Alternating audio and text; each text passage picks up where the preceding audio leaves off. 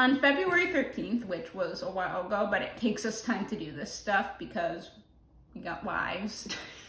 We got lives, we got wives. Rachel Oates released a video called Mouse, Joe Rogan, and Censorship.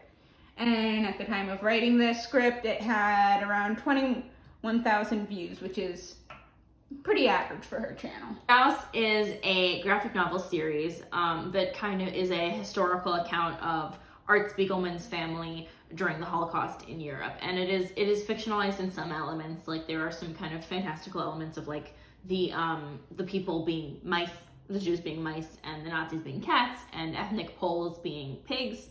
But ultimately it is a historical account of his family and the generational trauma therein, and basically the peril of the Jews during the Holocaust. And it is super heavy, I would say. We talk a lot about it in our reaction to Rachel's video. But the controversy was that it was being taught in schools in, I believe, Tennessee. Is that correct? Yes, this was specifically in McMinn County, and they voted unanimously to remove the book from their district curriculum. And they claimed it was due to nudity and the language and how it was inappropriate for 8th graders. Now, to my point, as a librarian and someone who actually has some education, curricula are actually very carefully put together by multiple teachers over multiple years. So first of all, I find it very disturbing, like thinking about like how this affected the teachers involved and the children and any Jewish kids in the class. Like, just everyone in the situation is getting screwed by the school board. Secondly, whenever school boards butt into schools' business and try to tell them how to teach, it's almost always bad news. Third, I think that there is case to be made sometimes for the removal of a book from a school. For example, if it is hateful or harmful, and there are hateful and harmful books, and curating a collection is something that we do as librarians to benefit everyone who uses it, rather than censoring them. There are a lot of words that get thrown around this conversation that are not used correctly. But what they're trying to do is to remove it from the curriculum, which is technically a ban if they're taking it out of the library. Censorship in this case isn't totally relevant because removing a book entirely isn't censorship, it's banning. And that is a violent thing to do to a piece of material, especially when that piece of material is pretty much unanimously seen as good and helpful.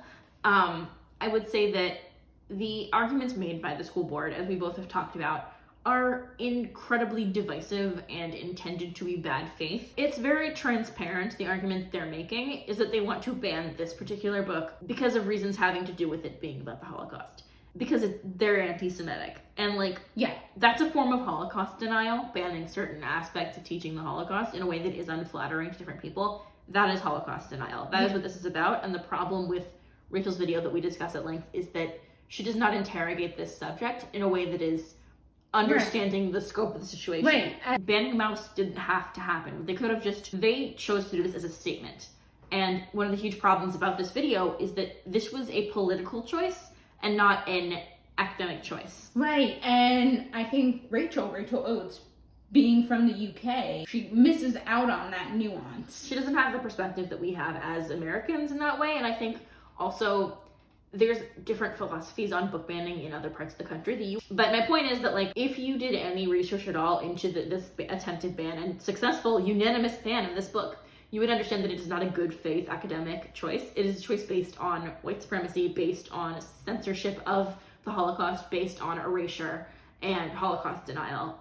And so, like, Rachel's really good faith explanation of like why their criticisms of the book are wrong, completely, she cannot see past the end of her own nose on this, you know? So again, this isn't an attack on Rachel. Yes, we do not hate her. We are not calling her out. Like, this is not meet us in the city at dawn and we shall have a gunfight. Like, we do not hate her. We're critiquing her, but and I'm sure she can be respectful of that because she's made a lot of critique videos and had actually people treat her very badly about that before in the past, like with the Gabby Hanna thing. Oh. I felt so awful for her about that. Yeah, like, please don't attack her. This is not on her. Like, we don't think this is not like Rachel Oates is an anti-Semite. Like, no, she's just coming from a place of ignorance and privilege. And like, it felt very misinformed. And yeah, I mean, in my opinion, it's very much a her thoughts video, and she wrote it as a definitive, like, this is the truth video. Yeah, if she if she had like titled it differently and, you know, hadn't combined like 3 subjects into one and try and associate them all with each other, I would be more fine with it. If she just talked about like Mouse specifically and been like, this is my experience reading it, I would still be like a little critical about it, I think, because her experience reading it is just so indicative of the fact that she hasn't done further digging into the Holocaust as a historical phenomenon and a topic. But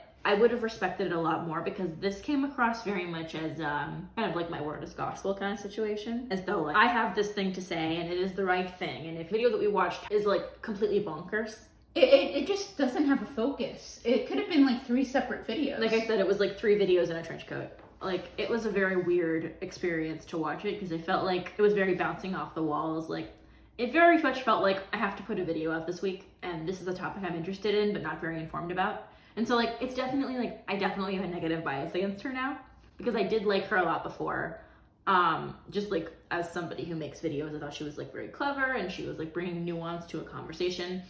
I do think she kind of falls, like, from reading this book, like, on the kind of authoritarian left that I don't really approve of. That's, like, gotta have the thought police, like we talked about. Oh, yeah. I'm just, like, you really, like, I'm not one of those free speech warrior types, and I never want people to think I am, but I'm just not interested in telling you what to think. I'm interested in telling you how to think critically. One of the things that was most troubling about this is that she is so popular. Yeah, she's got about 250,000 subscribers. If you're that popular, you need to do your research. Yeah, and I mean, there's like a real, I know we talk about privilege a lot in this, but there's like a real point of privilege of being someone who is making a living on YouTube, who gets a lot of like support from the community, who, I mean, she's a pretty white woman. Like, that's not something you can really underestimate. Yeah, and she's like, what, 26? 28. But like, you know, she has a lot of privileges in the community, and I would like to see that reflected in how she makes her content. Because like, when you do get to a certain point, you have the ability to shape the conversation. I mean, it's totally fine to be wrong. It's just bad to be wrong and loud. And when you have like, you know, clout on YouTube, you're always gonna be loud. I think a part of the problem that I had with it was just how disorganized it was. And I think if she'd organized her thoughts better, I would be more sympathetic to it. But it just felt as though she was taking the topic so lightly. And one of the things we do talk about in our, feature-length reaction to this video is like how tone-deaf the video is. Yeah, completely. And for someone who says her goals are to educate, entertain, and empower her viewers, it sure didn't feel that way. I did not feel empowered.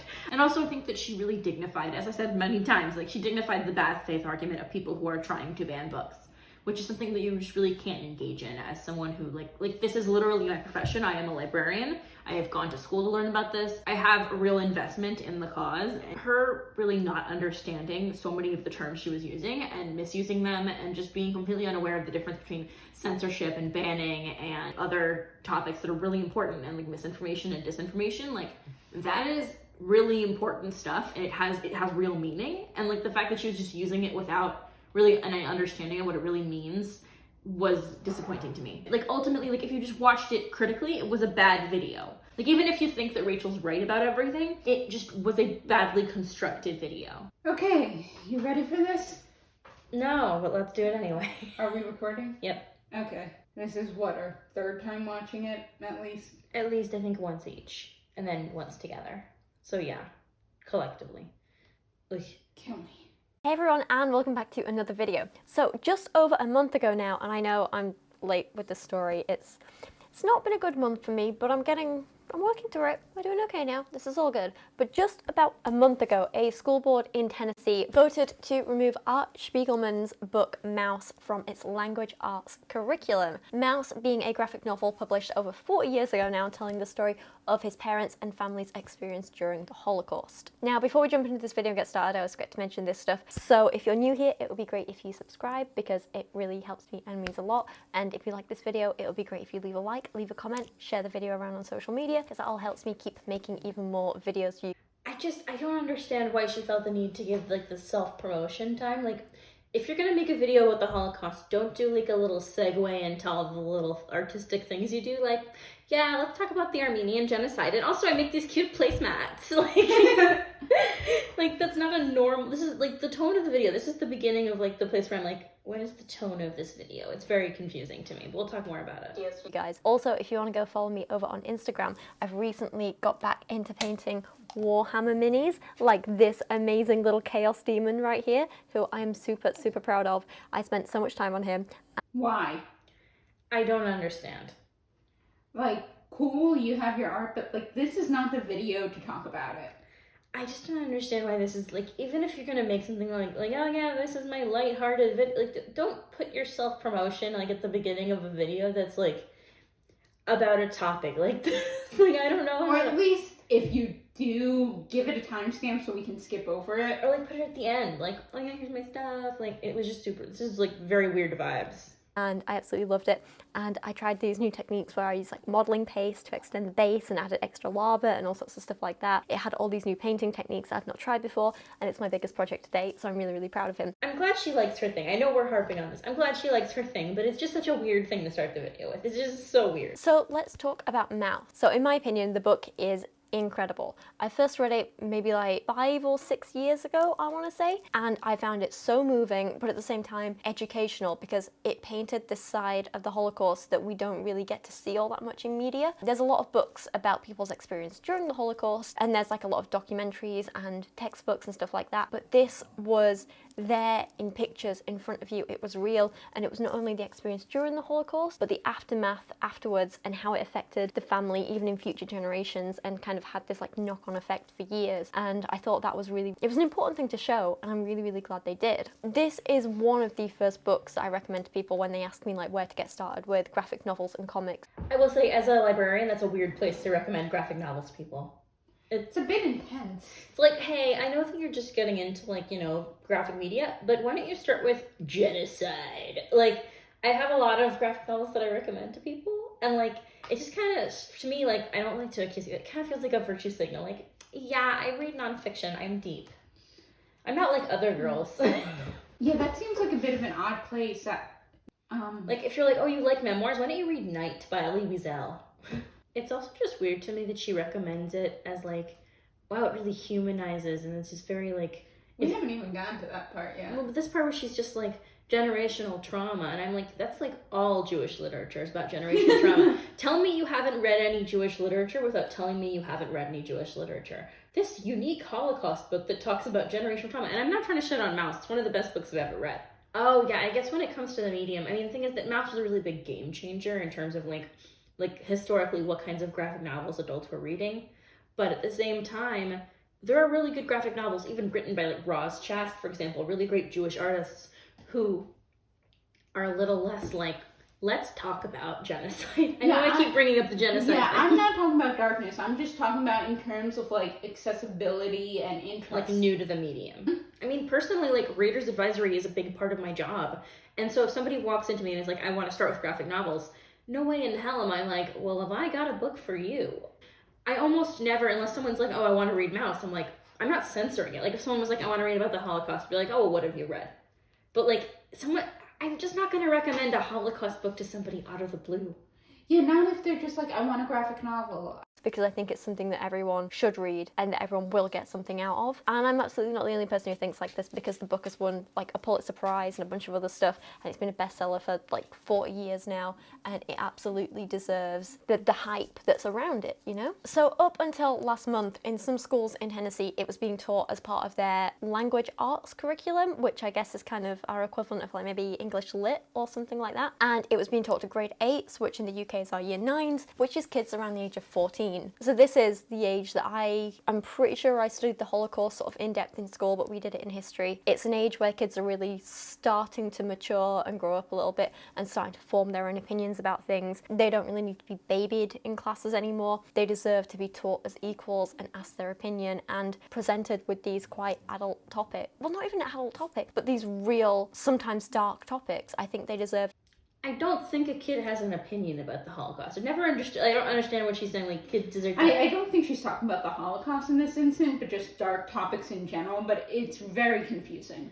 I also just don't understand, like kids have, like, it's very babying to think of, like, oh, well, teenagers are just starting to, like... I mean, 6-year-olds have very strong opinions. Has she ever met a 6-year-old? I mean, I don't like. Right, you have experience with children. Yeah, I work with kids, so like I know kids. Maybe she just doesn't have like that kind of experience. But like young people, just because their brains aren't forming doesn't mean they don't have a strong moral compass. Doesn't mean they don't educate themselves. Like these days, there's a lot of ways. Like it may have been different like 40 years ago before the internet. People would have to like actively go out of way to learn stuff. But these days, in order to remain ignorant of like difficult things in the world, you have to be very careful. Yeah. And so like kids these days are very aware of things. Like kids are really perceptive, and like the idea that you have to be like, I mean, this is also something we were talking about the other day. Like we learned about the Holocaust when we were children. I feel like the first time I heard about it, I was like, wow, we talked about it. I was like 5 or 6, maybe 7. I don't remember ever like not knowing. Yeah. And so like the idea that there's like an acceptable age. I mean, children should never have to go through trauma. And it's an unfortunate fact of life. But like kids have traumatic experiences, no matter how hard parents try. But like for me, the Holocaust isn't like learning about it wasn't an experience of trauma. It was just a fact of life. Yeah, it's a fact of life for Jewish people. Like it's just always there. Well, like Jewish kids, I think, grew up with a different understanding of like history and also of like grief.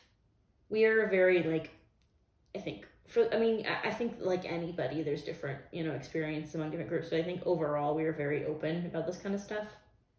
I don't know, but it feels very weird to me to be like, these kids are old enough to like finally learn about the Holocaust, and it's like 13-year-old. Like I remember when I was researching this history about this school district, I found out that they basically, like, the Holocaust is like the last thing they learn about in 8th grade or whatever, and then they jump to, I think it was like the 80s or the 90s, like they just skip over civil rights for no reason at all.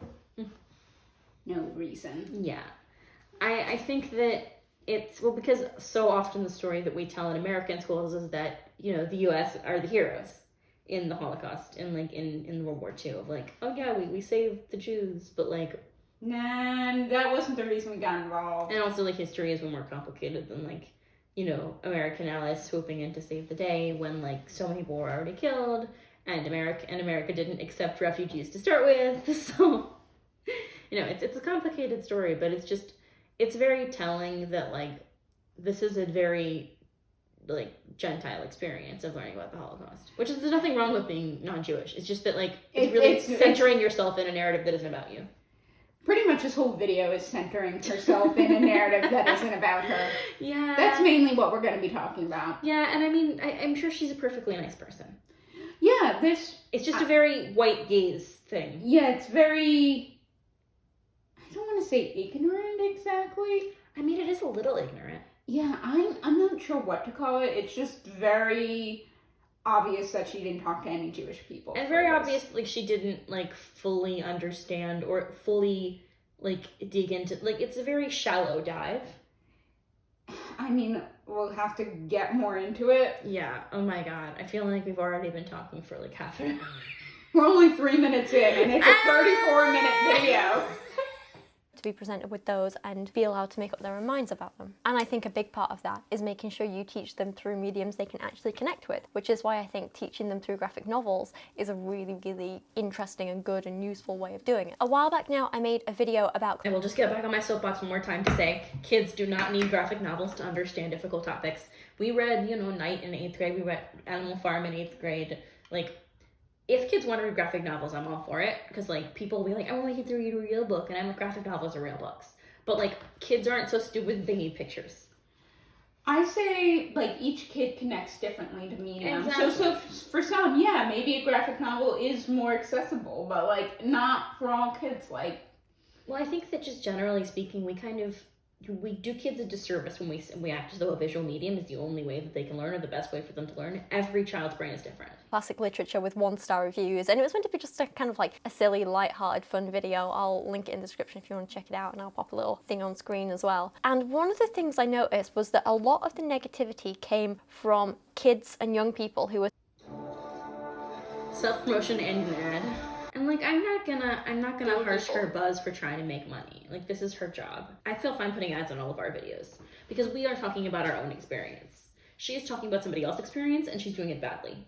So like, I find that kind of distasteful that she put ads on the video and is constantly promoting herself. Scenarios, they were all alien to them. And so in that case, I think it's perfectly understandable why they didn't really like the books. But a book like Mouse is fantastic because it's a graphic novel, so it's not too daunting or intimidating to get started with, no matter what your reading level. It's not dry. It's basically a story of a family and their relationship with each other during one of the most horrific periods of history and how that affects even later generations. So it's something that I think a lot of kids will connect with and see themselves in, not because of the Holocaust part, but because of the family part and the relationships part. It takes something kind of big and almost abstract like the Holocaust and something that's quite alien to us now, and it helps people really understand what it must have been like and how awful it was by putting characters that we recognize today into the story, like your mother, your... I just want to say two things. Firstly, Art Spiegelman is in his 70s. So, like, that is not that long ago. The idea that the Holocaust is, like, alien and far away is ridiculous. We are not even one generation removed from it. Right, yeah. I imagine for people who aren't Jewish, like, it must seem, or who didn't have, like, family history or cultural history connected to it, it must seem very alien. Yeah, but I mean, it's the same way that white people think that, like, racism is over because slavery ended and we have, like, people have rights now, but, like, we are 2 generations removed from slavery. That's a good point. Even. So, like, it's like history is very recent. And secondly, the way that she said, like, people can't relate to characters, like, much of Holocaust literature is, like, biographies and about people's own experience. Well, even I'm just thinking about, like, classic novels. People will read Jane Eyre and identify with it. People will read, like, you know, Jane Austen and identify with it. It's not about the, like, inaccessibility of it. And people will identify with The Maze Runner, for God's sake. Like, you can identify with anything. It's just about finding something that resonates with you, and the idea that, like, this one book is accessible when there aren't, like, it's kind of like a model minority of a book, you know? She's like, all the other books are dry and difficult, but this book gets it. And I'm just like, tell me you haven't read any Holocaust literature without telling me you haven't read any Holocaust literature. Bother your family, you know? It's no longer just a dry subject in an old textbook, it becomes real to them. And that's what's really important about teaching subjects like the Holocaust, is that it becomes real and they connect with it and they understand just why it was so wrong and how bad it was. What? I don't really understand this at all. Like, I'm not getting what she's saying. I mean, ultimately, I think she's trying to, like, say that this is, like, the humanizing thing we're talking about and, like, why the Holocaust was wrong. But, I mean, if you need someone to explain, like, hey, so this guy killed a whole bunch of people because they belong to an ethnicity, and that's bad, and you say, okay, why is that bad? I'm concerned about you. But apparently this Tennessee school board doesn't agree because... reasons. The reason is anti-Semitism. The reason is Holocaust denial. And, like, she'll get into it, but, like, the rest that she talks about just makes me insane. Because, and I quote, of its unnecessary use of profanity and nudity and depiction of violence and suicide, and they hope to replace it with other works which teach children about the historical and moral lessons and realities of the Holocaust in a more age-appropriate fashion. No, they want a white savior novel. Yeah, they want something written by a non-Jew that makes Americans and white people look good. Or even just the Diary of Anne Frank and focus on, I truly believe people are good at heart. Yeah, and focus on, like, how, basically they want a non-nuanced version. And they want to, you know, continue the narrative that has been created that most Germans didn't know what was going on or were trying to help people. Yeah, and this is not to diss the Anne Frank diary at all, but it's just the way people teach it. She wrote it before she was in the camps, before she... Well, also, she was a child. She was a child, and she was writing from a child's point. This was her experience while she was hiding, and she probably didn't know how bad things actually were in the camps. Well, also, I do find it very problematic that people will seize on the works of this, you know, innocent person who really, really just... I mean, this was never for public consumption. I have complicated feelings about Anne Frank, but I find it really awful that that's the media people want to consume because, I mean, it was totally her father's prerogative to publish it, and I think it really has been very accessible for a lot of people, but the way that Anne Frank is treated a lot is really disgusting, because she's not, like, people will be like, oh, Anne Frank, bisexual queen, and I'm like, no, she was a murdered child. She was a child and she was murdered. Like, let's have some respect for her as a person and for her memory. I think that generally speaking, people, when they want to, like, cite and Frank, they're interested in, like, it's the way that some people start cite Dr. King, and they're like, you know, somebody's, what's the quote everybody uses? The content of their character. I want my children to be judged not by the color of their skin, but by the content of their character. And they ignore, like, all of the other stuff that he said. Yeah, that like, like, quote is taken wildly out of context. And, like, every white faith leader who wants to be like, we're not racist, Dr. King said. And it's like, okay, have you read anything else? Have they read anything besides that one quote? How many of Dr. King's speeches? Have you read Letters from a Birmingham Jail? Let's hear what you have to say about that. There's no way you can sanitize it and make it child-friendly. It wasn't a child-friendly period of history. It was a horrific event. Well, she's right about that. Oh yeah, I mean, I can't disagree with her here. If you sanitize it, if you clean it up, they don't understand just how bad it was. And that's a really, really bad miscommunication. That can lead to really, really bad ways of thinking for these kids as they grow up. The passages in question that made them want to ban this book include one small drawing of a naked woman committing suicide in the bath. It was Art's mother who couldn't cope with life after what she faced in the concentration camps and took her own life. It's a really heartbreaking part of the story and the book. It's not depicted too graphically, it's not gruesome, it's not glorified or romanticized or glamorized in any way. Here and for the next few minutes, she's like justifying like why these people are wrong, but she's totally missing the point. Yeah, she's just taking them at their word and like, girl, you studied media studies and literary analysis. I think How are you not digging deeper into this? How are you not recognizing that there's more to this? Well, ultimately, when you look, I think book bannings are a lot more common here, and so we have a different understanding of it. So I do want to be a little bit understanding there of her. But at the same time, when someone is trying to ban a book, it's almost never because of, you know, the reasons they're actually saying. And if you are interested in reading more about banned books, I'll put some literature in the description.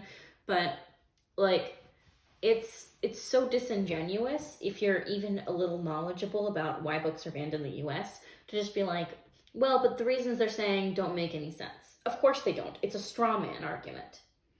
Like, this argument is solely to, like, give an excuse for keeping the book out of schools, keeping the book away from kids, and either creating a white savior narrative or just perpetrating Holocaust denial.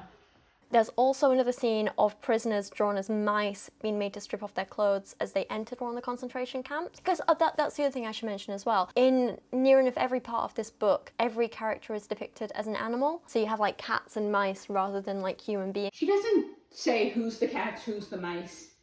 Jews specifically are the mice in this case. The Germans are depicted as cats. The Polish people are pigs. Mm-hmm. And then she's very careful to never use the word Nazi in this video. Or the word Jew. Or Jewish. Wonder why.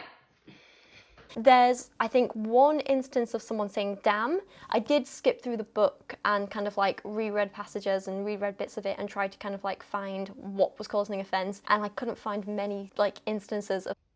Find what was causing the offense. Oh, bless your heart. And then there are a couple of images of mice being hung and mouse bodies being piled up in mass graves, which, yeah, it's horrible, but it's not glorifying anything, it's not romanticizing anything, it's not sexualizing nudity at all. Missing the point. This is the problem. Like, I've seen, have you ever read that Sartre line that's like, you know, the enemy will continue to say and do anti-Semitic things, and they will, you know, blatantly say something, and then when you meet them in good faith, they will turn up their nose at you.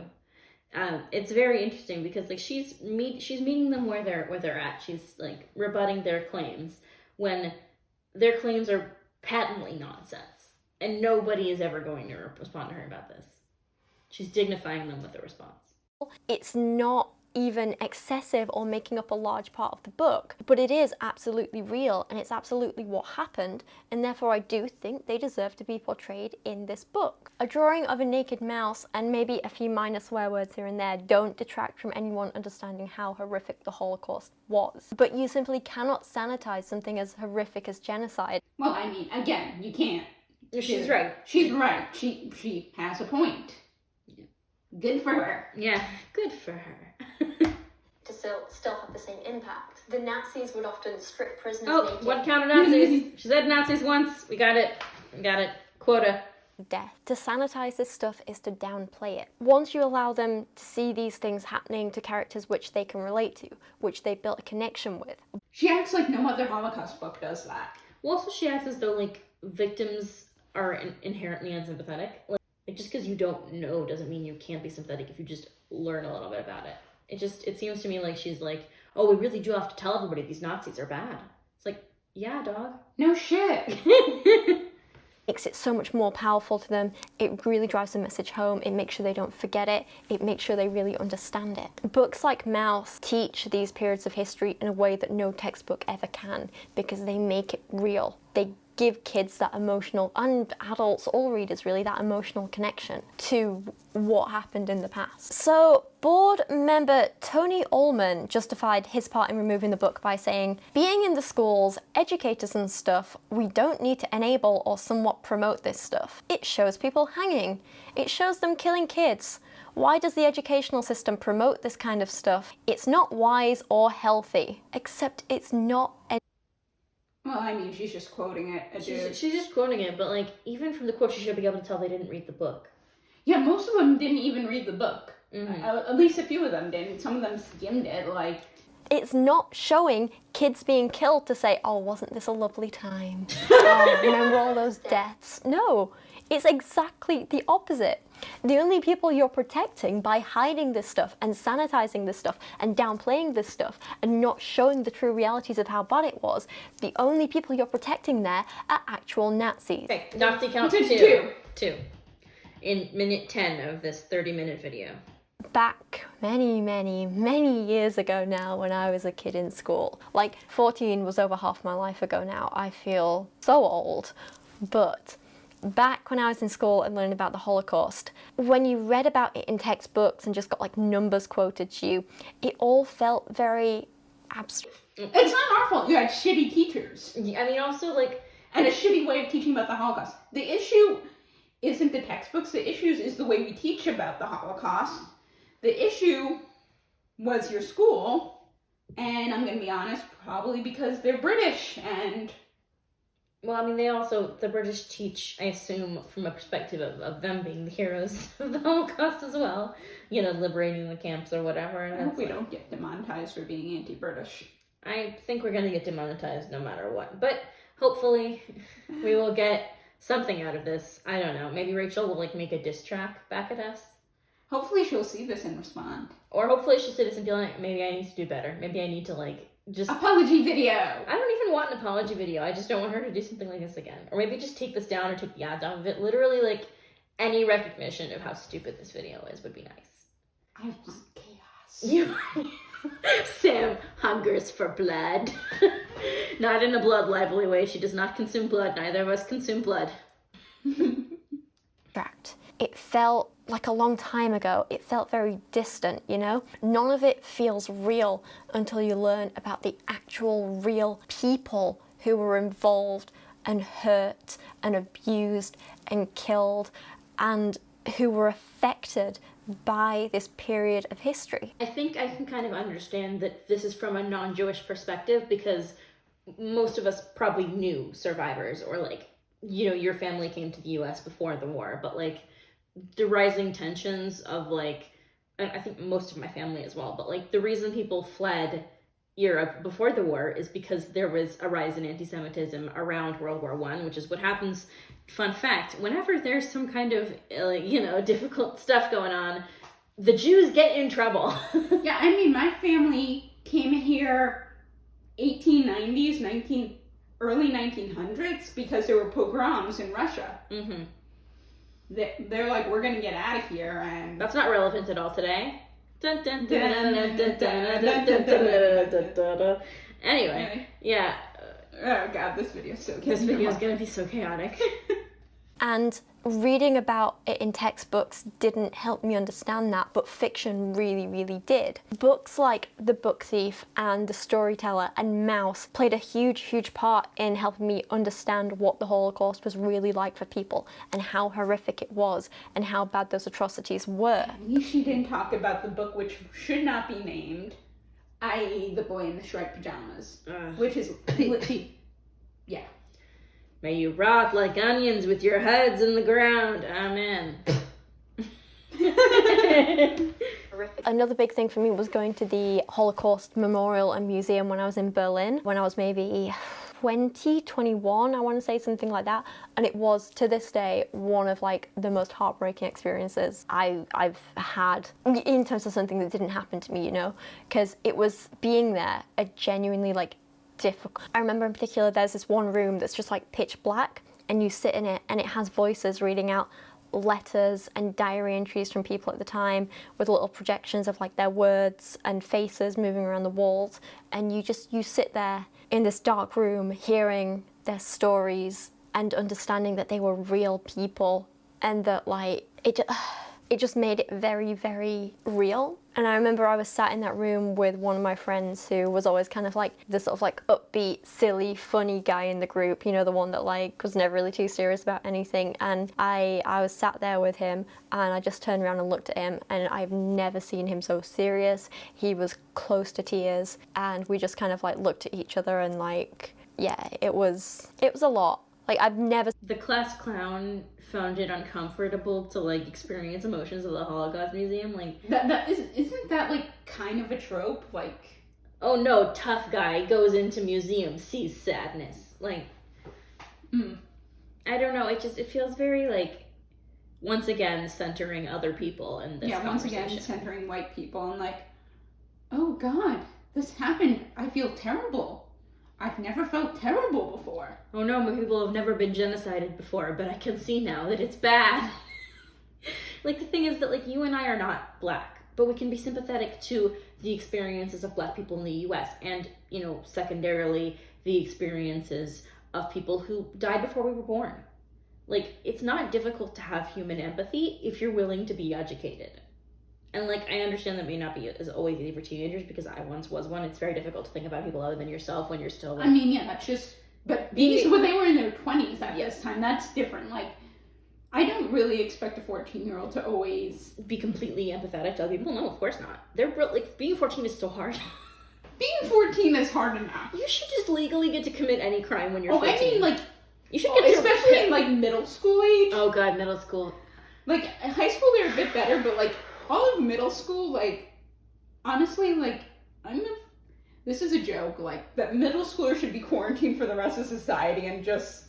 Like Lord of the Flies, like, allowed to do whatever they want.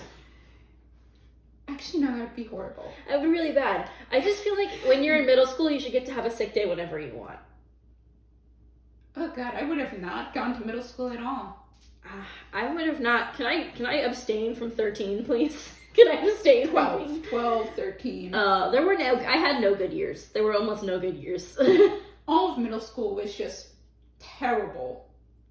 I blocked most of it out. Oh yeah, there's definitely like some repression. I'm like, I think that's gonna stay in there. Yeah. Let's not unpack that. Yeah, no, I definitely not unpacking that. That is...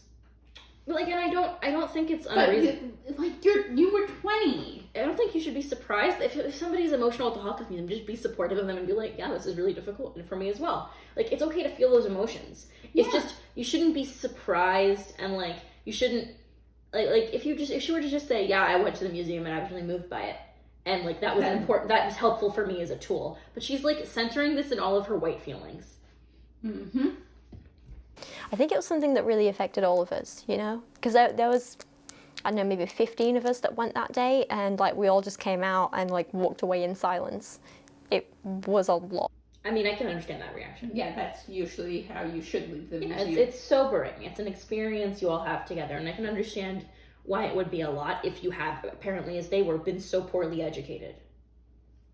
Anyway, not everyone on the school board was like Tony. A few people actually made some sense. In that same school board meeting, instructional supervisor Julie Gooden argued, I was a history teacher and there is nothing pretty about the Holocaust. And for me, this was a great way to depict a horrific time in history, speaking about Mouse, the book. While another instructional supervisor there argued, I think the author is portraying that because it's a true story about his father that lived through that. He is trying to portray the best he can with the language that he chooses that would relate to that time, maybe to help people who haven't been in that aspect in time to actually relate to the horrors of it. And I thoroughly agree with these two. I think they make excellent points. They still voted against it in the end. Yeah, wasn't it unanimous? Yeah. So, I don't really care.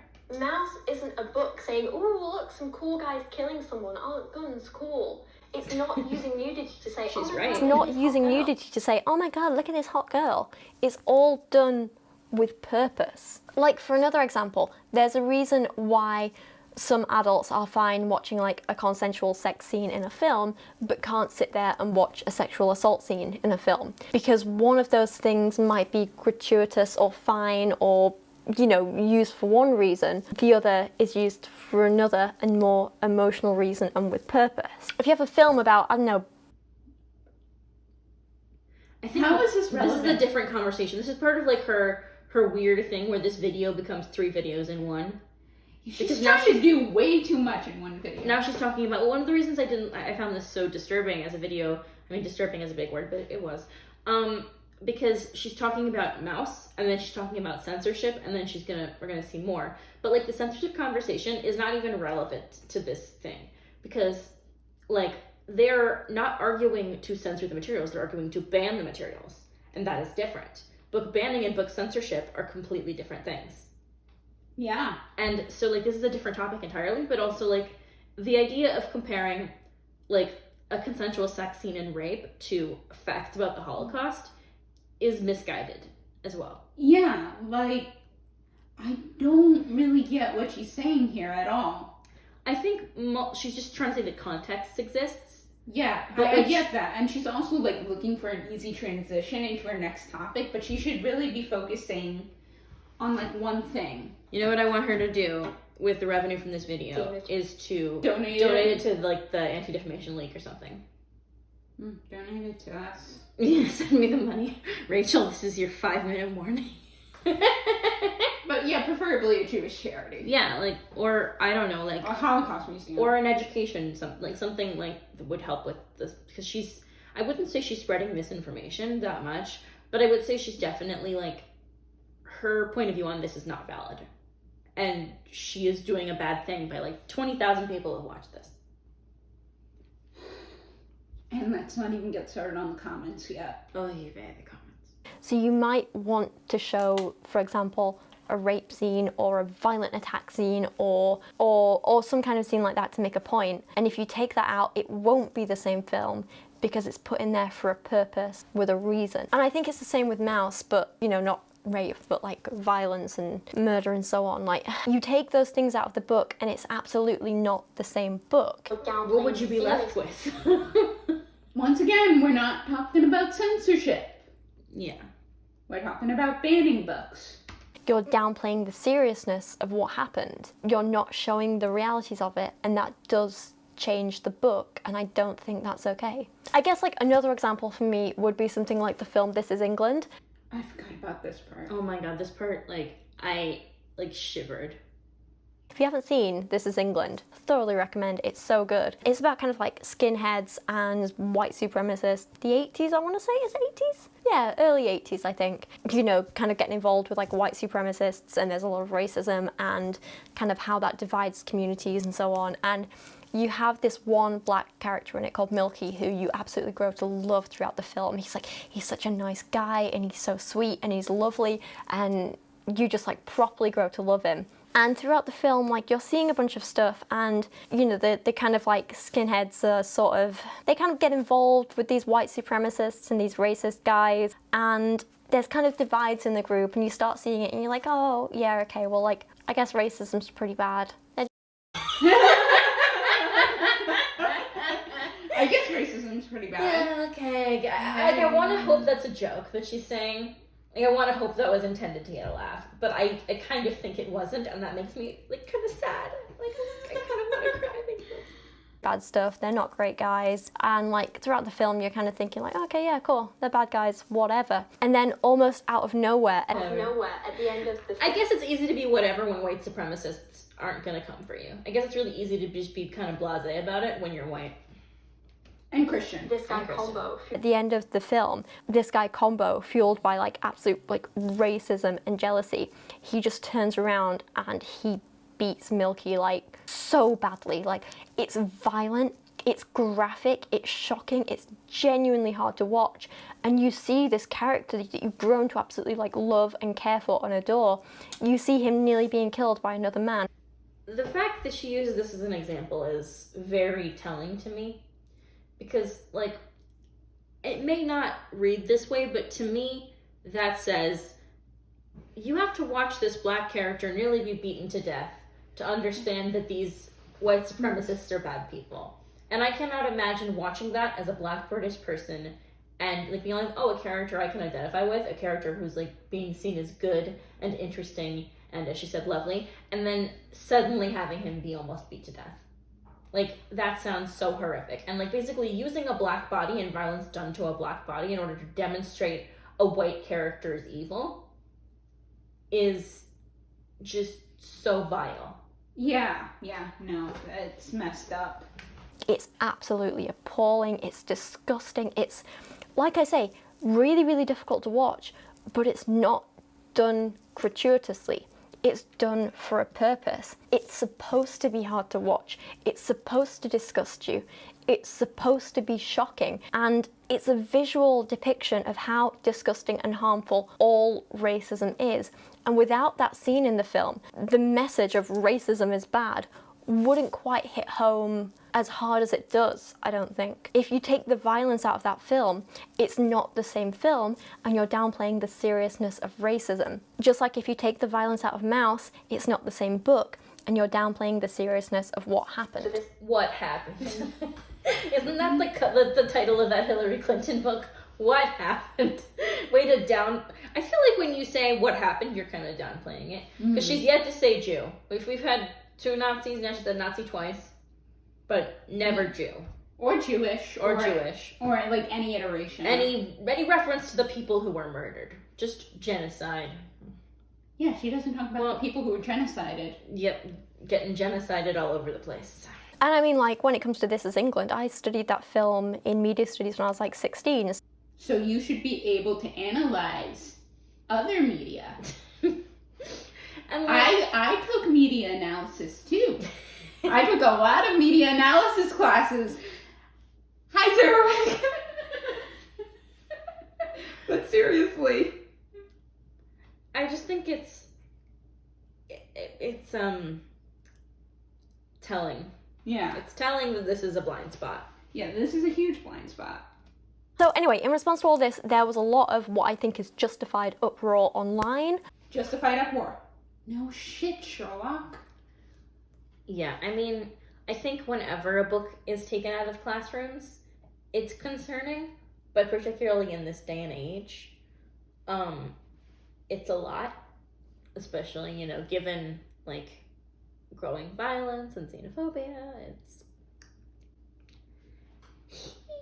This ban was announced, almost ironically, the day before International Holocaust Remembrance Day, so it definitely got a lot of attention from people. The author Art, who's now in his early 70s, described the ban as Orwellian, which I'm... Oh, well, she does bring him up, but only to use the word Orwellian, which is the most overused thing. Didn't he make a whole statement?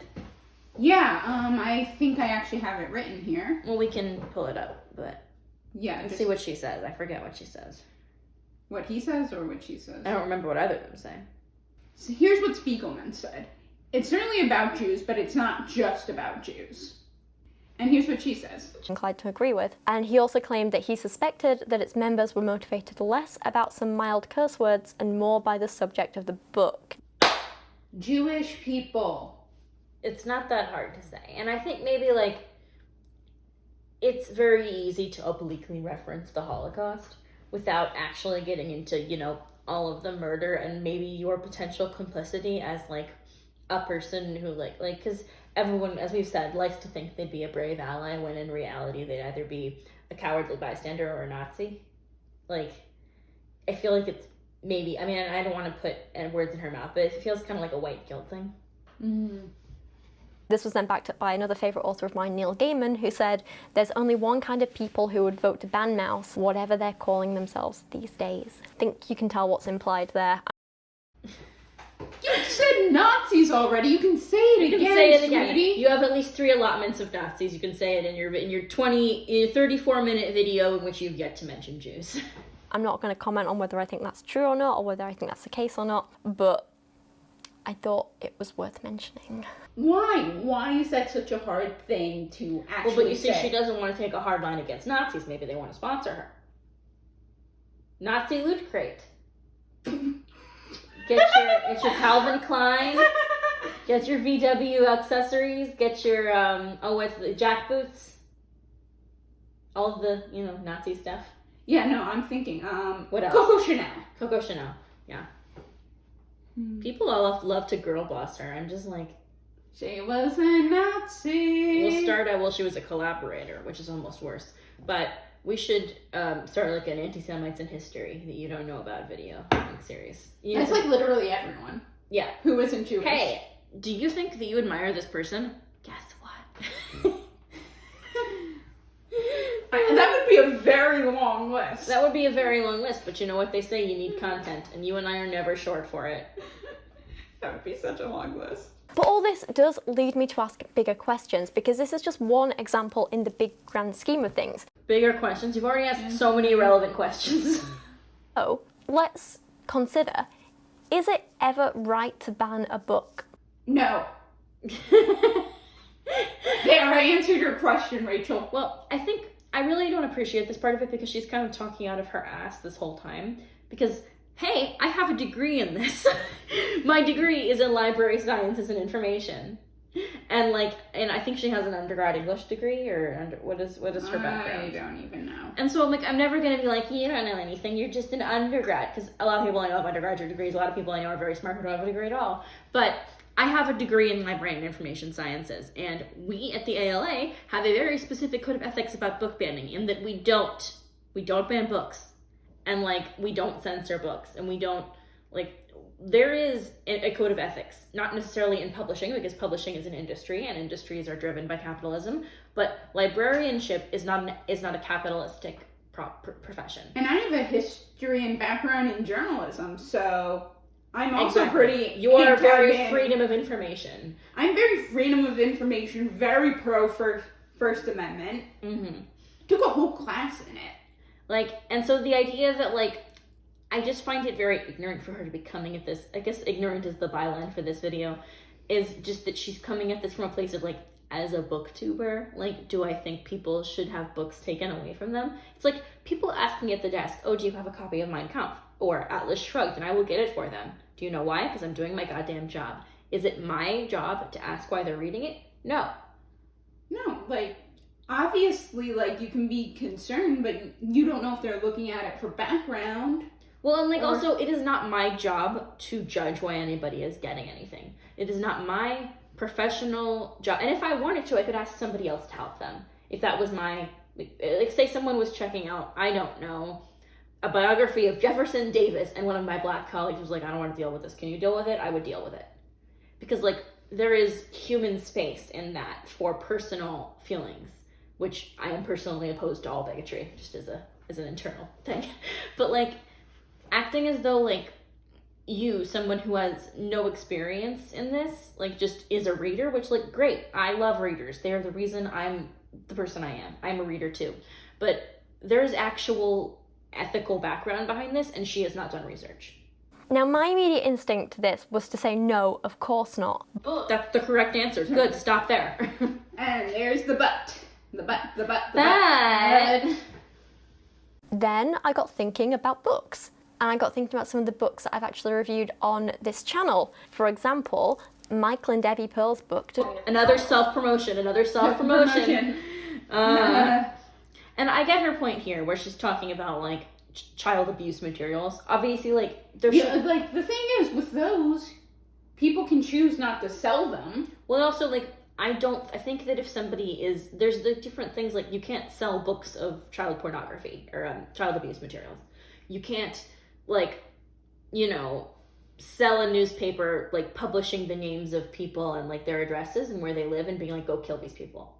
There are certain things that are harassment, and there are certain things that are yeah, those are that's not a crime. covered over freedom of speech. That's a crime. There's crime, and I believe child abuse is and should be a crime. And then there's like regular books people want to ban, like erotica. Like, she's really, I think this is begging the question. It's basically a guide to child abuse. It has been linked to the deaths of a number of children. It instructs parents on how to hit their child and how to get away with it, how to hide it, how to cover it up, to pull their kids' hair, to trick them into hurting themselves. Child abuse is a crime. This is literally just a book about crime. Yeah. Like, this isn't literature. Like, it's one thing to be like, should we read, like, an actual question about censorship and banning books is, and like, thing is, like, you don't even have to ban a book. You can just not have it be available as something that you read in class. It can just be in the library. Like, I have no problem with, like, our kid's gonna be uncomfortable reading To Kill a Mockingbird because there's so many uses of the N-word in it. Like, if you don't want to teach it in classes, just keep it in the library. Like, there's a conversation to be had here. She is not the person to have this conversation because she knows absolutely not at all what she's talking about. And as a side note, like, we both have done a lot of research about evangelical Christianity and, like, people like the Pearls, like, people who just straight up want to abuse children and enjoy it and, like, make that a part of their They're just lifestyle. using their religion as an excuse. And, like, that's not, you know, unique to Christianity, of course. But, like, we are familiar with these people. They are monsters. But, like, equating, like, this is just such a false equivalency of, like, should Holocaust books be available? Maybe not, because there is child abuse materials out there. My argument for not banning any books is that every adult and child should be able to at least listen to other ideas and be taught to critically assess them and make up their own minds about them. We're not even done. We're like at 20 minutes. When will this video be over? She still needs to talk about Joe Rogan. Yeah. I feel like that was like the last 3 minutes and it was such a segue that I was like, whoa, where did that come from, you know? Oh my god. Let's just get through this and then we can have like a reward of some kind. Like, can we have mozzarella sticks? Oh, I don't have any. But there is a pizza place down the street. But in reality, that's not what always happens, is it? Some people, regardless of age, don't have the critical thinking skills required. Like you? She's not stupid. But I also think that, like, we should take things away. Like, it's a very nanny state. Like, I mean, I'm not a libertarian, but, like, we should take things away from people because some of them just aren't smart enough to deal with it. That's very infantilizing. That's like, we've got to put all the people with mental issues in a home kind of language. Like,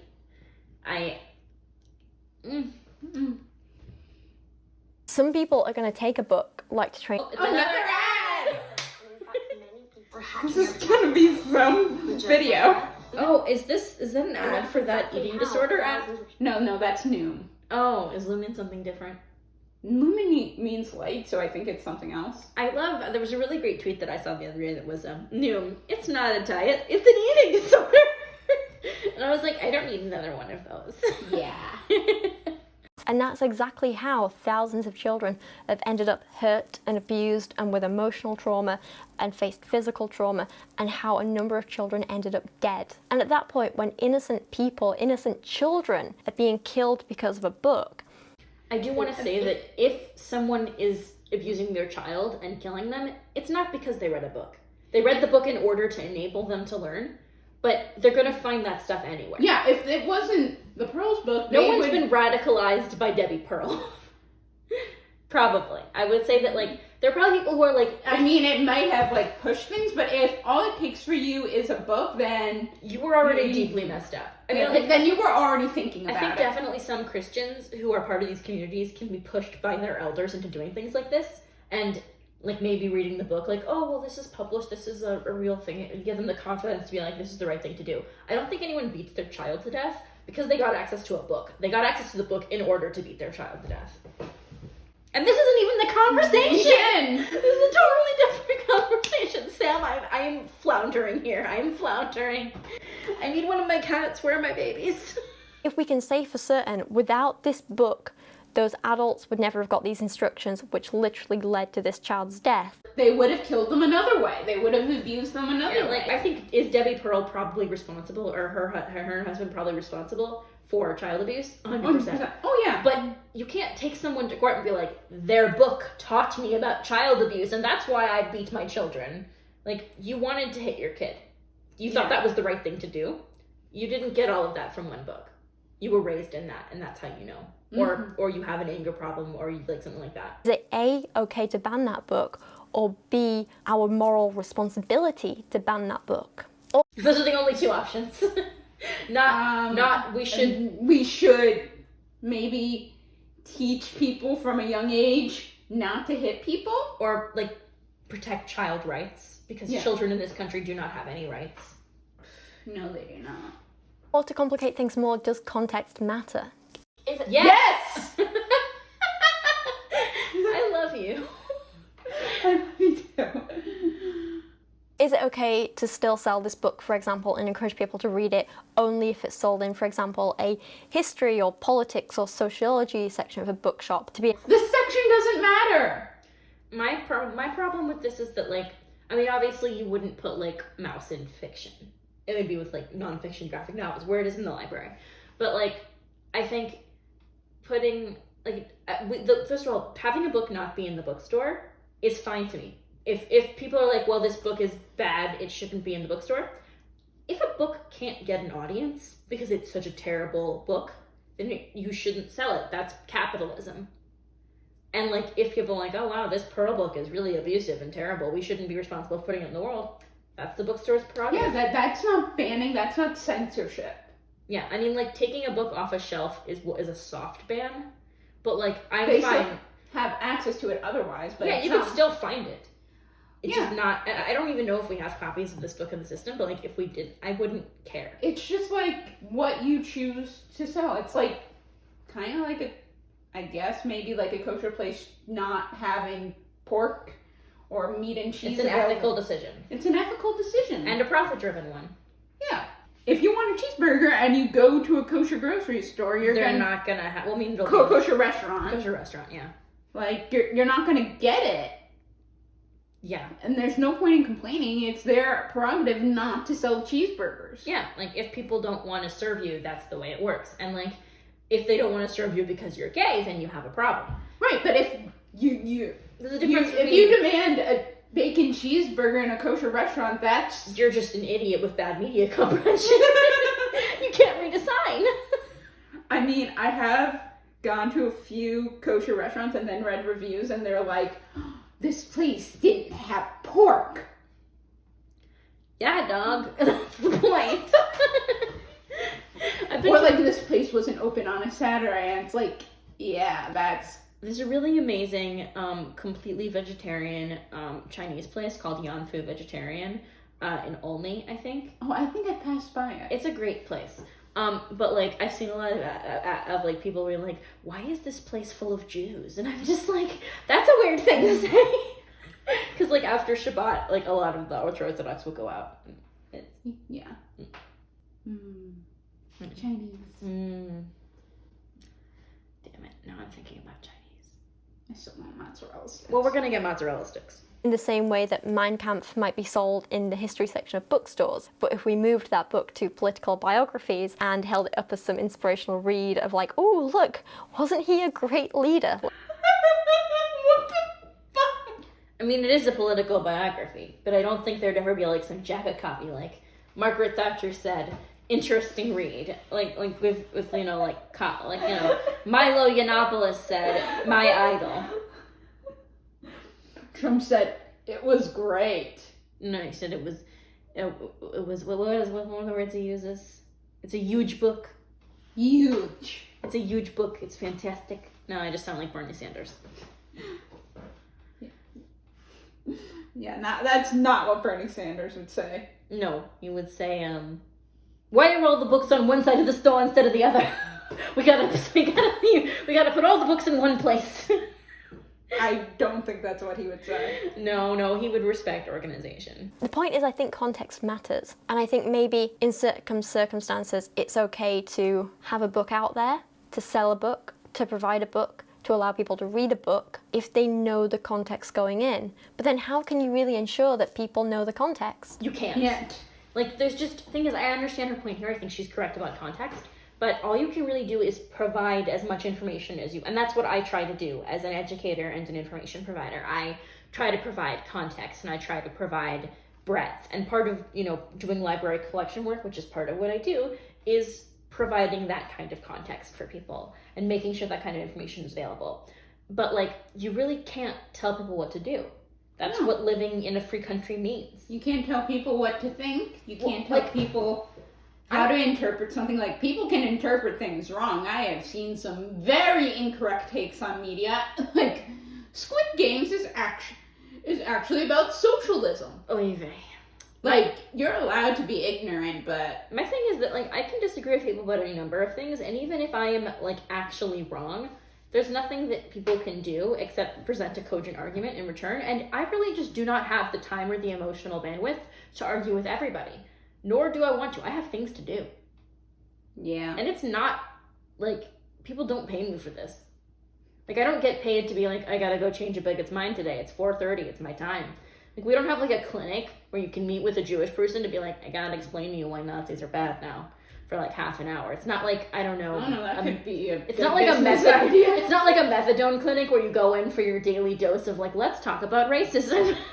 That's something we can't really police. How do we know how people are going to interpret it? We can sell Mein Kampf as a historical like book if we want, but there's still going to be people who read it and think, God, this guy had some good ideas, didn't he? Unfortunately, that's just the reality. I mean, there are, like, a lot of American skinheads, a lot of people who just believe fervently in, like, white supremacy and the separation of the races, and, like, there are people who believe... They've already made up their minds. I'm not arguing with them. Exactly, like, it's not my job. And, like, as long as they stay away from me, we won't have a problem. But, like, you can't convince everyone, you can't make everyone like you, and you can't agree with everybody. Even if, like, every person in the United States agreed fundamentally about what human rights are and who they belong to, everybody. And, like, I mean, even, like, look right now with the trans healthcare stuff. Like, the worst people in the United States right now are making decisions for children all over the world. And because United States healthcare policy affects our international donations, affects kids who you and I will never meet. And yeah, and people take note of what happens here. Because So, we're like, considered the leader of the free world. Oh God, why did they? It's such a bad idea. We're like, we are the class clown. Do you think people in the government know what they're doing? I work for the government. I do know what I'm doing, but I'm not most people. Oh, people who have political positions of power. I don't have one of those. But yeah, I agree with you. Most of them are idiots. If you watched Veep. So how do we control the effect that these books have on people? You don't. You don't control. I think this is a particular kind of, like, people who believe they mean very well on the left are like, how can we control the narrative? You can't control the narrative. You can't tell people what to think. You can present them as well as possible with facts, and you can present them with opinions, and people will make their own decisions, whether I agree with it or not. And I disagree with a lot of people. How do we keep people safe from dangerous books? How do we even define what a dangerous book is? Don't do a thought crime! Define what a dangerous book is. Dangerous books, don't do thought crimes! Yeah, this Call the future police. It's a thought crime. Big Brother's listening. Yeah, I mean, they literally are, but, like, I find it so disingenuous here. She's like, how can we protect people from these harmful books so that they don't think the wrong things? And it's like, have you read any dystopian literature lately? like, okay, say there are some things that I think are ideologically factual. Like, I believe that racism is bad. Yeah. And if somebody believes racism is good, or they believe in racist things, I think that they're factually wrong, because racism has no basis in science. It has no basis in sociology. There's no way to like justify it in any way. But, like, say for example, Rachel fundamentally believes the color blue is the worst color.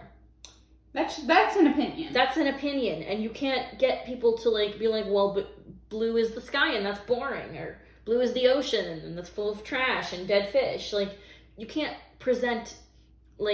explain to people, well, no, but blue is the color of dish soap, but if people love dish soap, then they'll drink it. Like, you can't. I'm just looking at it. I got some Dawn over Tide there. Pods. Tide Pods. Oh my God, the Tide Pods did happen. Fuck my life. But, like, my point is that, like, some things are just opinions. Yeah. Like, I mean, change Tide Pod so, like, they don't look like candy. That's not banning or anything. That's yeah, that's not going to affect anybody. The Tide Pod marketing is going to have to change. But like, say, you know, something a little bit more realistic. Like, okay, say she thinks that like people shouldn't have pet dogs. Although I know she's a dog lover. Say having like a dog in a house is abusive because then they can't, you know, be out there and be free. That's an ideological point, and maybe there are some points to be made about like how animals are like kind of cramped in their style by like our domestic lives. But you're never going to convince people about this because they love dogs. People love dogs. I love dogs. I love dogs too. It's the same way that a lot of people who are child-free, not to say Rachel does this, but some people are like, well, but you're destroying the planet. You should just stop having kids. People are going to have children because people want to have kids. It's a biological urge, and B, it's a sociological urge. We're conditioned from birth to be like, this is what a family looks like. You should want this. So, like, you're alienating people when you're like, don't do thought crimes, don't think the wrong thing, we're the thought police. Like, and I'm not like a person who's like, I'm not like a free speech warrior who's like, you should be able to say the fire in a crowded theater or scream the N-word. But, like, people are going to disagree, and you just have to be okay with that. You're just going to have to deal with the consequences. Like, and I hate this makes me sound like a libertarian, because I am, like, not. But people are going to think differently than you, and that's what you just kind of need to deal with that. Suck it up. We're living in a free society. You can't expect people, like, and also, we didn't talk about this earlier, but it makes me kind of annoyed that she goes through this whole video talking about censorship of Holocaust materials and, like, this specific book, and doesn't talk about how the Holocaust burnt so many books. Oh, yeah. How the Nazis burnt, they were really big book burners. They loved to ban things. They burned a lot of, like, sexual research that, like, set back, like, transgender research for, like, 40 years. They burnt so many books. They burnt, like, Jewish sacred books. They burnt Torahs. They burnt Tanakh. They burnt, like, things that can never be replaced. So, like, the fact that she doesn't bring that up in this context, because this video is such a shallow explanation of the situation, tacked on with 3 other topics, it's just so mind-blowing.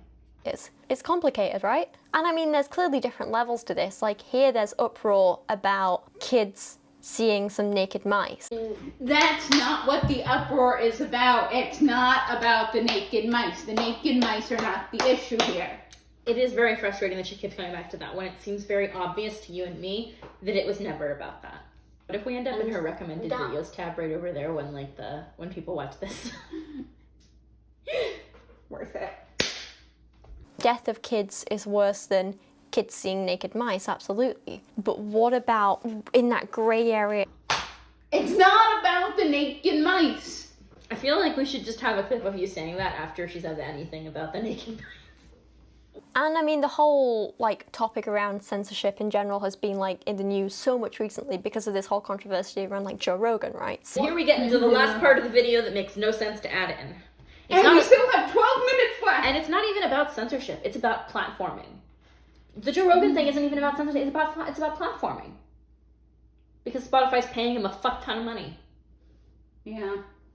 So what do we think about musicians threatening to take their music off Spotify if Spotify don't stop promoting Joe Rogan? That's not censorship. That's literally just like civil, like that's protest. That's a protest. Well, no, I think that she's saying that like they're demanding that they sanction Joe Rogan, but they don't want the podcast removed from Spotify. They just want him to not be paid hundreds of millions of dollars or whatever it is. I mean, I wouldn't mind if they took it off Spotify. Oh no, I don't really have a dog in this hunt. I think he's like Alex Jones. He's a fucking cockroach. He'll scuttle back somehow. I would prefer if Spotify didn't have a deal with someone like that. But like, I have a lot of other things to worry about right now. You zoom in, and you just see my tired eyes, like, haunted. That is essentially a form of censorship. Well, no, it's not. Not paying someone is not censorship. This is like the people who are like, you know, somebody like criticizes them on Twitter and they're like, I'm being sanctioned, and then they have like 5 articles in the New York Times and their book becomes a bestseller about how they're being, you know, oppressed. This is not censorship. It's just consequences. Well, and it's not even like they're not asking you to take him down. They're just asking, don't partner with him anymore because he's a white supremacist and he says the N-word. This one I think is more complicated because it's not just a should he be banned or not. I think there's a huge difference between just allowing him a platform to say what he wants on and the insane amounts of promotion that Spotify do. Yeah, that's valid. But I just don't think calling it censorship is correct. Like, Joe Rogan has been unwillingly shoved down my throat so many times by Spotify that it genuinely annoys me. And I've had to be like, nope, closing Spotify for a bit because I don't want to see him anymore. It's genuinely annoying. They aren't just allowing him a place to speak, but they're actively hoisting him up and making sure we listen, which is a huge problem when he's clearly spreading so much harmful misinformation. Like, he's literally been fact-checked on air and still refuses to admit he's wrong. Everything I've learned about Joe Rogan has been against my will. And like, I don't know what people are talking about with like getting ads for him, because I've never been served a single ad. I've seen it once in a while, but like, I just ignore it. I just listen to my music. Thing is that I think everybody's right to not want him to get paid by Spotify. I just don't give him, because he's like every other guy he's just another Bill O'Reilly. He's just another Alex Jones. I just listen to the same 12 songs. People often say like, you know, like, I mean, same. But if you like, you have to pay attention to people and call them out, you know what they're like. Calling them out gives them more oxygen. Yeah. Just let me listen to. Just let me listen to the Encanto soundtrack for the 5th time today. That's what I'm doing all day. I listen to pop punk. I know, you're very edgy. You're not like other girls. Oh, no. You're just like other girls. For Spotify 2021, my literal mood was nostalgia and angst. Honestly, you're a lot like other girls, and I that's one of the things I like about you. Change his narrative. Incidentally, I was in the top 3% of Taylor Swift's listeners in 2020, so that says a lot about me. And his narrative is focused around anti-vax stuff and spreading terrible COVID misinformation and so on. I do just want to clarify that when she says misinformation, she actually means disinformation, because misinformation is when you are not, without your knowledge, spreading information that is incorrect. Disinformation is when you are knowingly disseminating information that is wrong. Joe Rogan is committing disinformation, which is actually, in some cases, a crime. The level of influence he has is ridiculous. And the fact that Spotify are, I guess, what would you say, maybe like approving of this? They're giving him an air of authenticity. They're saying, yeah, this is someone you should listen to. I do think that's a problem. But to compare it to something like Mouse in this situation, like... There's no comparison. You brought it up. You're trying to make a connection where there isn't one. It's because, like, the thing is, she's talking about censorship this whole time, but neither of the situations is censorship. We also have to consider that the target audience and actual audience are very, very different for someone like Joe Rogan. What? I'm losing. I'm lost. I don't know if it's because I'm tired and because we've been working on this for so long, or if it's because, like, she's just genuinely just giving us word salad at this point. I wouldn't even call it salad. It's word gummy bears. No, gummy bears are actually good. You're right. Word raisins. Do you like raisins? Not really. Okay, good. We can still be friends. Abe likes raisins. Ugh, end of marriage. Joe Rogan makes his podcast for adults. Most of his audience are adults. And as adults, you should have the critical thinking skills to be able to listen to what he's saying and analyze it and make up your own mind. So that issue there is that we don't teach that in school very well. Oh yeah, critical thinking is a really important skill, and we just don't. We really teach kids what to think instead of how to think. Yeah, and like a huge thing with, you know, being liberal arts majors is that we actually learn how to criticize stuff. Yeah, and like the more that I watch this video, the more that I'm using my tools to deconstruct your argument. This is what that is. Yeah. Like, this is what we do. Unfortunately. Yeah. It's what my English teacher called taking apart the toaster. You pull all the pieces out. But like, and then you see how it works. But like, this is really bad faith criticism, not just of Mouse, but of Joe Rogan. Because it's like implying that his target audience is like, you know, all these people who should know better. Our country has failed these kids, these adult men who are like, you know, disenfranchised in their own minds. You know, like it is a US problem. It is an American problem, this radicalization of young men. And like, it is not just like ban Joe Rogan. Okay, they'll find someone else. Yeah. They love Elon Musk. Maybe he'll start a podcast. I thought he had a podcast. Does he? I don't care. He was on Joe Rogan. He smoked some weed on air. Can we just... Can Elon Musk like go to jail for just like a little while? Can he just, like, stay in space? Go to space? I don't think he's been in space yet. I thought he was in space. I know he had a rocket, the Dick rocket. But I don't think he was on it, unfortunately. I could have sworn he was on it. He should have gone to space and stayed there. I think he was, because there was this whole thing. But like the billionaires racing to space. I don't know. I thought someone else won that. It's not important. Tell adults what they can and can't listen to can be unfair. It can be infantilizing.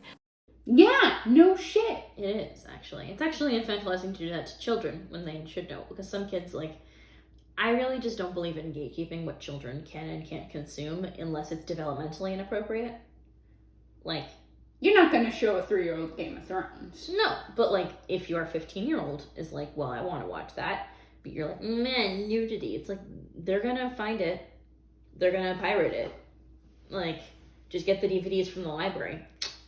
We should, in an ideal world, be able to trust adults to decide what's best for themselves and, you know, do what they want and listen to what they want and consume the media that they want and trust that they're going to do the right thing with the information that they receive. However, we clearly can't in reality, and that's a problem. As much as the people I'm saying this about will get angry at me, Another ass. some people, regardless of their age, How many is that? 5?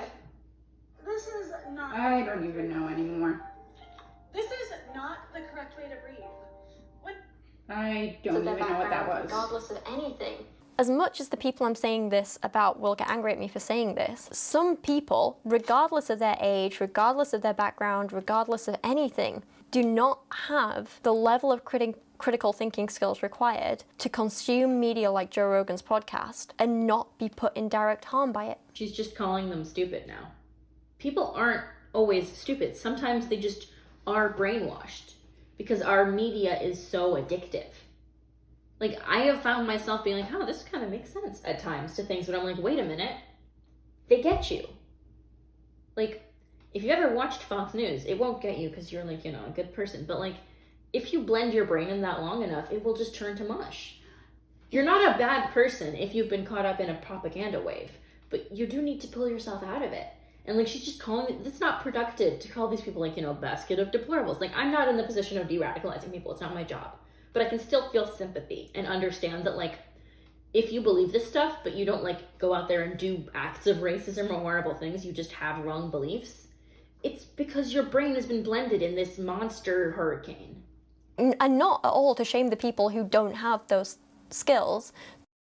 Really, it sounds like you're It's not your fault you're stupid. You're just stupid and you shouldn't have access to things. It's not the point here. The point is if they don't. Like, oh, you want an iPhone? Here's an IQ test. Mm-hmm. Oh, that's not even getting into the history of IQ tests. Oh my god, no. The eugenics and all of that. Let's measure some skills. Phonetics.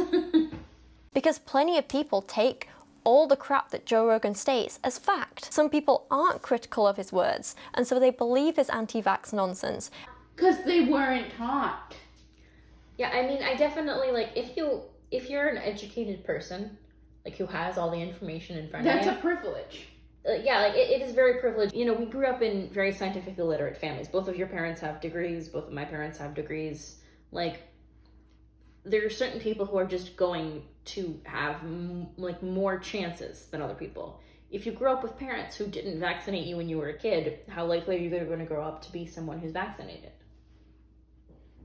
No, there's maybe more so now, because I definitely have heard of teens. Oh yeah, there's a lot of people getting educated online, which I think is just so amazing. Because they don't have those skills, and because no one is kind of filtering the content they listen to and consume and believe, now people are in danger. Their lives and their healths are in danger. Nobody is going to commit, and like so, like, you know, like the like the young radicalized white guys who go out and shoot people. If they don't have a gun, they can't shoot anyone, can they? But they're also going to find a gun. My point is that, like, I don't think that you can track all of the actions of people who are consuming this media back to that. There's other stuff. Yeah, there's other factors. Like, committing a thought crime doesn't mean that you're going to immediately go out and shoot up a synagogue. Right, like, I mean, think of intrusive thoughts. Oh yeah, I have those all the time. Ditto. Yay, fun. So I guess we have to ask, what's more important? respectfully treating these people as adults and allowing them to make mistakes which put vulnerable people in danger? Or do we limit what misinformation they have access to and maybe they feel disrespected? The first one. Yeah, like, society isn't perfect. We're gonna have to trust people. You can't just, like, have an FBI agent on everybody's phone. I mean, okay, you can't have an FBI agent on most people's phones. I'm just saying that, like, I'm just saying, like, this is like she's like calling for like a surveillance state, essentially. yeah. Vandalized in some way, but at least they and other people are safe. What's more important there? Which one should we do? You know, we should make a list of Muslims just in case. Because what if they hurt somebody? Then we will know. Sarcasm. Yeah, I don't think we should actually make a Muslim registry. Is there a clear-cut answer? Because I don't know. I don't know what's exactly right here. Okay, then maybe you're the one who's lacking critical thinking skills. In this particular case, I'm a little bit biased because I do not like Joe Rogan and I hate his misinformation, especially around... Yeah, we don't like him either, but we still have different opinions. Yeah, like, unless he commits an actual crime. I do think he should receive a fine for all the disinformation. But, like, I don't think he should go to thought jail because he's racist. Well, that would be nice. It would be nice if we could do some re-education of some kind. Non brainwashing re-education of, like... But just, like, put him back in elementary school? Yeah. Make him sit with the 5-year-olds. Just, like, have him learn basic human decency. Yeah, everything you need to learn about being kind to others, you do learn in kindergarten. Say please, say thank you, don't push Pass anyone out else. the cookies, sit at the little desk with Learn a little to carton of milk. He just never learned to share, and that's why he hates black people. Oh, God, those... Entitled white men will be the end of us. And I would absolutely not be upset if his podcast got removed from Spotify. But that's just me. And Spotify also doesn't have to keep him on there. It's a private business. If they don't want to put him on there, if Alex Jones got removed from YouTube, that's totally fine. YouTube is a private company. Literally every single social media. But, like, you can... But if he wanted to, he could build a website. Yeah, but that, like, what Trump is doing. Like what Trump is doing, building a platform. But, like... Because he got banned from every single social media platform, which was... hilarious, by the way. It would be censorship if they took down certain episodes or if they censored certain words, but, like, banning him from a platform is completely legal and not ethically concerning to me. Because, like, these platforms are out for themselves. They're capitalist enterprise. Big question that this whole mouse situation brings up is, should children ever be shielded from learning about difficult or emotional or dark topics? You're not an educator. She has no... I don't understand why she even made this video about this. She should have just talked about mouse and, like, about the controversy and, like, actually made a cogent argument about it. Instead, she's, like, she's not an educator. She's not someone who understands developmentally appropriate... Like, she doesn't say anything about, like, you know, staged education and how things work. Like, this is very frustrating because I also took a bunch of education classes in college. I've taught in a classroom. I've taught the Holocaust in a classroom. And, like, there's different things that are appropriate for different ages of kid. And, like, just, like, well, do we have to censor the Holocaust for kids?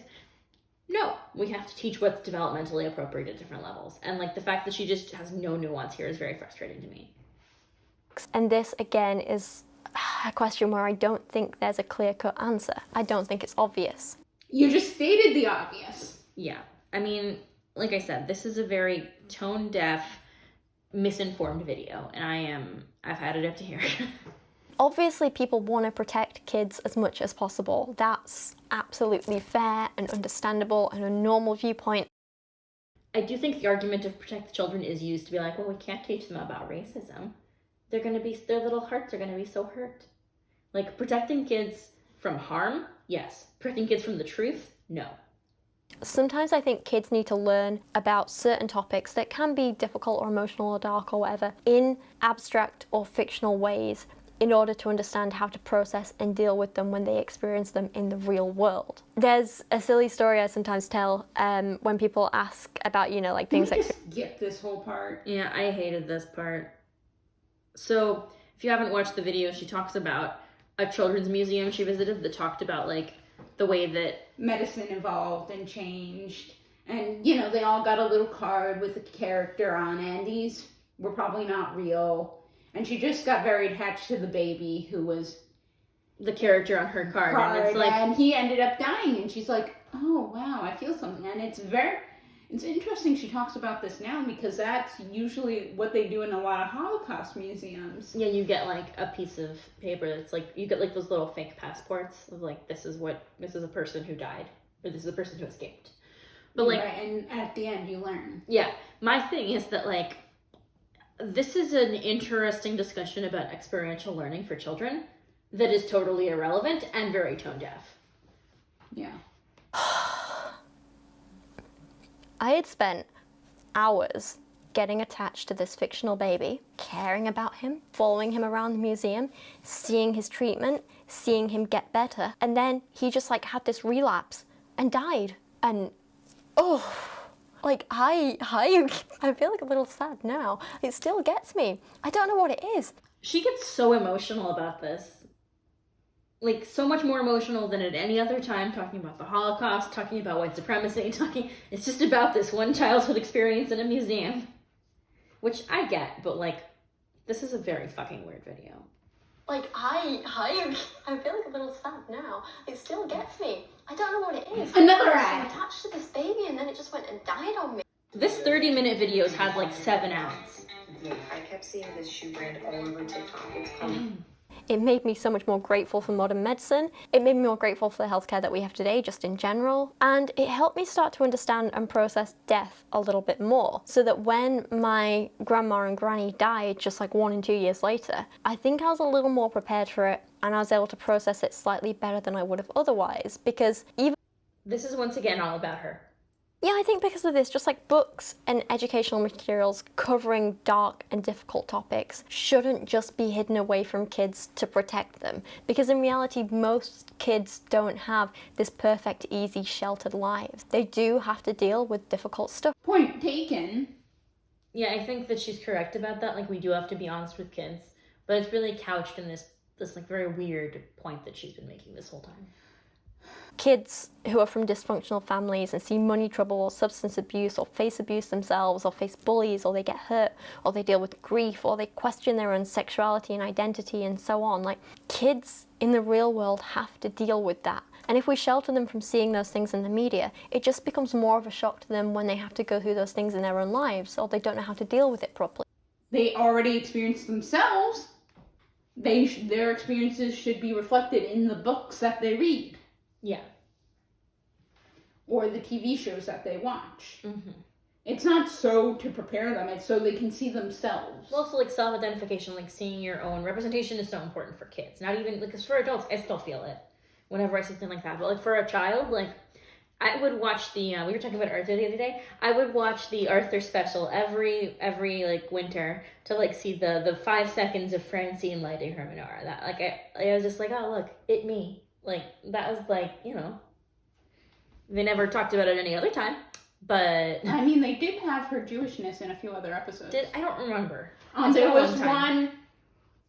was one that was about her trying to fast on Yom Kippur. Oh. Yeah. Yeah, and I'm sure there's some other stuff, but that's the other episode I really remember. Like, she wanted to try and be an adult. And good for Francine. She's a good kid. And I didn't see the episode, but I know there's one where her bubby died. So I Aw. assume that must have been a Jewish funeral. Sure. That counts. Grief is a very Jewish thing to do.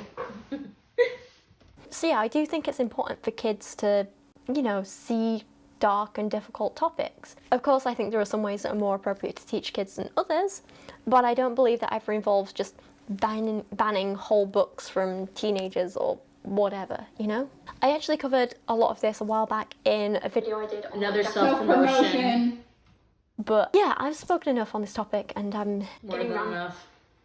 34 minutes Now, worth. so this is Oy. where I am going to end things for today, but thank you so much for watching. Please I'm just ending it. Yeah, please.